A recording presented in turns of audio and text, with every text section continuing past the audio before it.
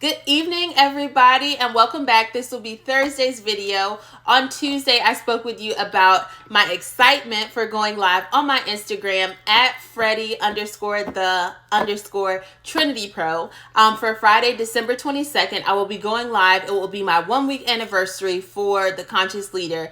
And I couldn't be more excited. I couldn't be more, I don't even know how to explain it. Like, I'm just happy that I have put this workout into the world. I'm happy that I will be able to help people transition into leadership. I know a lot of people throw around the word leadership, but it actually has not been around very long. And when you are trying to develop into a new construct or into a new mind frame, a new way of thinking and doing and moving within business, you need to take in the information that is like leadership worthy or pertinent to that specific thing you want to work on. Let's say you want to work on advertising. You need to read books on advertising. Let's say you want to work on growing your company. You need to read books on growth. But you cannot grow or, ramp up your brand without having solid leadership. You need to be clear on where you're going and have people who will follow you till the end, fight tooth and nail to make sure that goal comes to pass, because they also believe in what it is that you're initiating. They believe in what it is that you're doing for the company, and they also know that they have a hand in that and they can impact it. So my book, The Conscious Leader, is going to be an amazing addition to your business, an amazing addition to your family even, or a friend. If you are in the mindset where you want to start a business, or you've already started it, or you work for a company that's relatively small and you feel like there are some tweaks or something that can be made, definitely purchase the Conscious Leader. When there's the email line for your purchase, you can just put in that person's email address, and then that will send the copy directly to them, as opposed to you having to forward it to them or print it to them, because it's only an ebook format right now. It'll just go directly to them, and you can let them know you're thinking about them, right? So the Conscious Leader is amazing. Again, I will be going over different strategies that are not in the book, or kind of tying what is in the book to strategies just for relatability. On Friday, December 22nd at 7 p.m. on my Instagram page, I will be going live, Freddie_the_Trinity Pro. All right, enough of the promo. So now we're going to be back to Tuesday's topic, which is Segue. And I wanted to speak about how segueing is actually not a stop of what you're doing. It is just a continuation, right? You want to keep the momentum. You want to keep moving. You don't want to do a hard stop. Like I said, a detour is, right? And most people have a negative connotation when it comes to a detour. You have to stop. It is not what you expected. It is not going the way you want it to. So now you have to do something completely different from what you planned, right? That's not what a segue is. A segue is knowing when you've done enough in an area, when you have become proficient in an area, when you are at a place where it's almost time to leave it. It doesn't really need your attention anymore. It's time for the next phase. That is what a segue is. You're transitioning to that next phase. So on Tuesday's video, I spoke about the advertising company, and I said how you may have different departments working with a company that hired you on, but they each do separate things, and you have an allotted amount of people per team who are doing something for the client you've acquired. So if you remove 2 to 3 people from one team and place them on another, it doesn't take away the importance of the initial project that they were working on or their initial task. It only takes them away to provide more focus to the current task or the new one, right? So if you're at a solid, I would even say 70% proficiency or 70% completion of that first task, you can start pulling people away and putting them on the next task to make sure that they are in a mode of continuous work. They've gotten the confidence they needed from seeing that first thing come to life and really have a hand in it and watch it come to the place where you've created processes. So they've gained that confidence and they know they can take on this next task, and that momentum, that energy, that excitement, that understanding, know-how, knowledge, everything that they've pulled from that initial task will now be added to the new task, and that's going to bring so much more angst. It's just going to bring so much more of a ramp, energy, excitement to be flooded on this new project, and that new focus along with old energy is really going to get your project or your task to the next level, And this is where you want to be in a business. You always want to segue. You don't want to detour.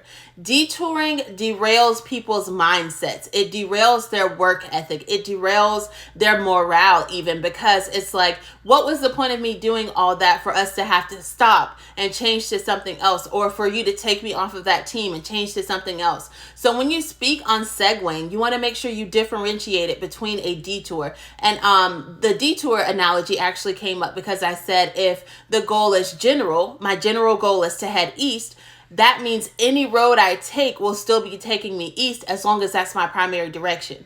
And I said you don't want to call it a detour when you take a different road, because your goal is still the same, right? So that's what segueing is. I definitely think that a lot of companies will be in the segueing mode when we go into 2024. You want to take everything good that you did in 2023 and bring it into 2024. The confidence that your team has built all of 2023 is going to be impactful to your goals of 2024. They're going to know they can get it done. You're going to know you can get it done. And as a leader, you want to make sure that your momentum and energy stay up even higher than your team's, because you have to be thinking of the next goal to bring them to. You have to be thinking of the next idea that you have and how you can formulate it with your team at hand, and also transition them in a way where they're still into the goal itself. You may have to pull someone who was on a team that has nothing to do with this next phase. Let's say like with advertising, you're going to pull someone from the data team and have them work with your IT team. It may not seem like the two go together, but you need someone to, rehash the data analytics for IT the same way you would for your customer base, the same way you would for their spending habits, your target market, where they're buying from, whether they prefer online or brick and mortar. Okay, so like the function itself is still the same. Data. You're researching, or you're paying attention to current trends, or you're forecasting. That can also be done with IT. So when you segue someone, it is keeping what they know, what they're good at, their proficiencies, and then you just bring them into a new realm of it, so to speak. So this is where you as a leader have to be clear on where you're going, and then be able to pull out the strengths in your team members. You don't want to put them in a position where they feel like what they're doing only has to stay within one microcosm of the business, where they have their own little petri dish. They don't go anywhere else, and when they're in their petri dish, they do their best. You can't pull them out and put them anywhere else. You don't want that, because that doesn't build a sense of momentum. It builds a sense of detouring. You're detouring me from my data for customers, and you're bringing me into IT, right? It's like a halt. It is a resistance that's created. So you want to keep your team in a way that they're open-minded,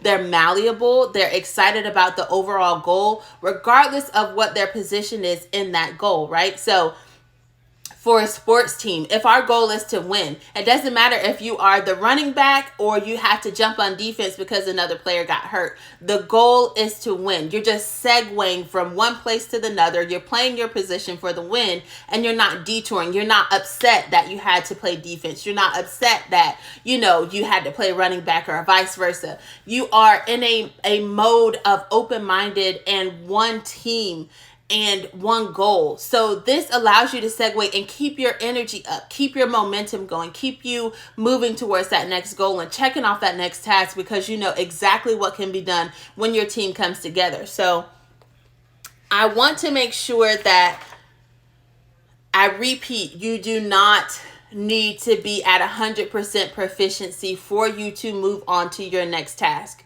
You should have created an infrastructure. You should have created a workflow. You should have created SOPs. You should have created your company culture. You should have created a team within the team to kind of get that good energy flowing and that momentum flowing, because you don't want to just focus on one thing at a time. You need to keep moving. Business is progressive. Business is a process. Business has multiple things that may spring up at one time and catch your attention. So envisioning your company with a mindset to segue, envisioning your team with a mindset to to Segue will really help you plan for things that are multifaceted and also impact your customers in a way that is multifaceted. And that's what we're going to do in 2024. We're going to do some big things, you guys. All right. So just to recap my promo from the beginning, I'm going live on Friday on Instagram, Friday, December 22nd, for my 1 week anniversary of The Conscious Leader. My Instagram is at